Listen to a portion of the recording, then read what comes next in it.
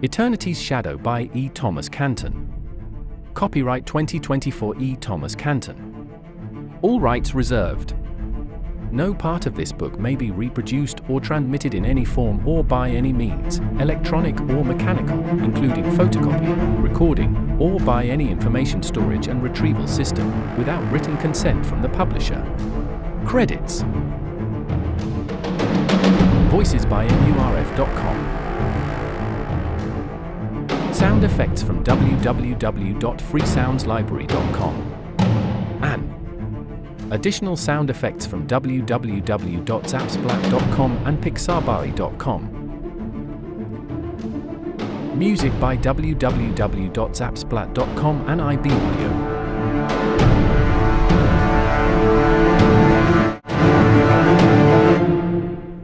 I lied to the minister. It was too horrific. But the people of this world were all around us.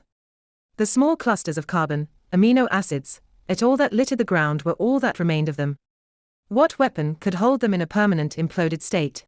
I didn't know. It couldn't have been anything these people could have created. Brooke Adams, Octavia Wilde.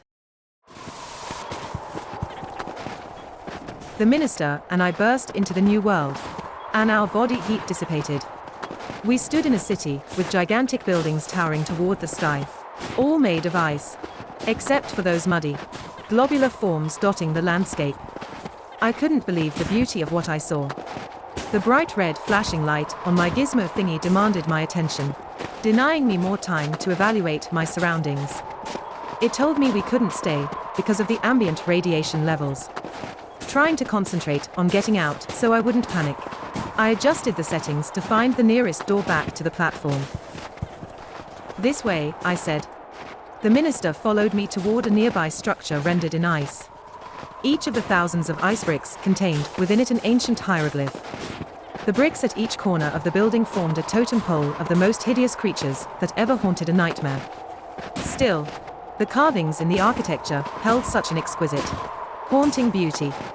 Before I forget, I suppose I should explain. My gizmo thingy. It's in constant communication with the CCP. It's like a BlackBerry or a U-phone, but it tracks the radiant energy from interdimensional doorways. I'd built it as a safety precaution in case I couldn't find the door to get back to the platform. I know myself well enough to know that not only could it happen, but at some point, it would. It's handy to have as it does a lot more stuff than find interdimensional doors. It can also act like a remote control for the CCP. At that moment, I occupied my time jury-rigging the CCP to unlock any aperture. It would be a far more dangerous way to get from one universe to another. But with Brexus waiting for us on the platform, we didn't have a choice. Why didn't you get Fen out of the prison? My words pounced, surprising even myself. You could have saved her. In that moment, the minister became the focus for all the blame, all my hurt and rage. I didn't know I could even help you, he said, trying to calm me down. I was trying to save your life. She was being held in a restricted area. Even I didn't have clearance to be there without the bishop's specific written consent. We just never had enough time. And if we had tried to rescue Fen, we would have died with her. My priority was to get you out alive. I couldn't look at him, and turned away without saying a word. For what it's worth, I'm very sorry we couldn't get her out. I am. You could have saved her. We didn't have time, he said. I could have thought of something. At least I'd be with her now.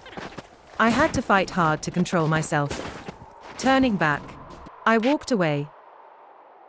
We entered some sort of museum or church that housed frightening ice sculptures. I mean, those things were scary. It led me to believe that whoever these people were, they needed some serious psychological counseling. I assumed the inhabitants must have all died. And I hoped that, if the creatures depicted in the carvings existed, they were all dead as well. Could it be possible that the last survivors still waited for us, hidden in some dark recess somewhere? The gizmo thingy led us down a dark stairwell into blackness. Made of ice, the stairs had no handrails to prevent someone from falling. I imagined we were heading toward a pile-up of corpses at the bottom. One corpse for everyone who fell trying to get down those ridiculous stairs. I became scared. I imagined survivors huddled in the darkness, afraid to come out. And we were heading straight for them. I heard the minister's footsteps behind me, taking me back to reality, and away from my imagined fears. I found his presence comforting, reminding me I wasn't alone.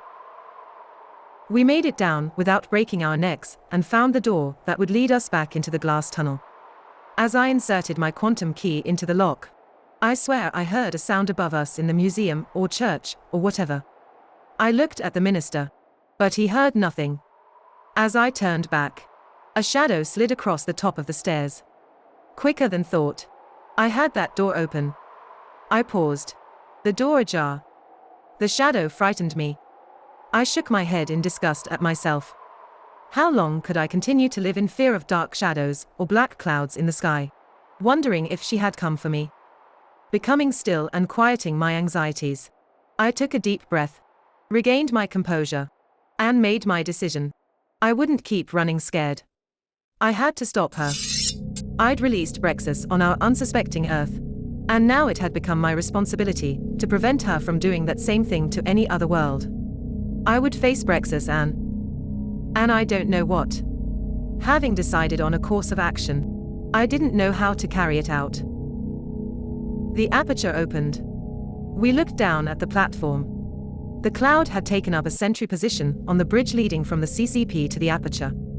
It made sense for it to do this as it blocked the only way that Brexus knew we could get in or out. What we didn't know was just how fast that thing could move. When it heard us, it raced forward like a hungry dog after a grilled steak.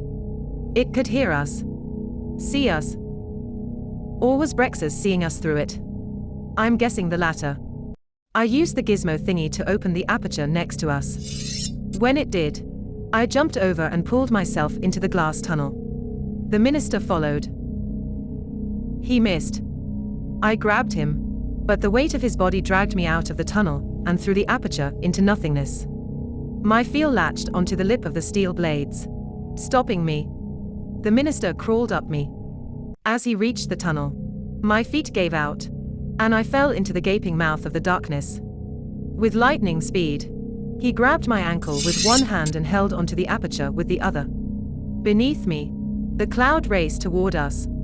He lifted me up enough that I could bend upward and grab his torso. The minister raised his now free arm up to grab the tunnel with both hands.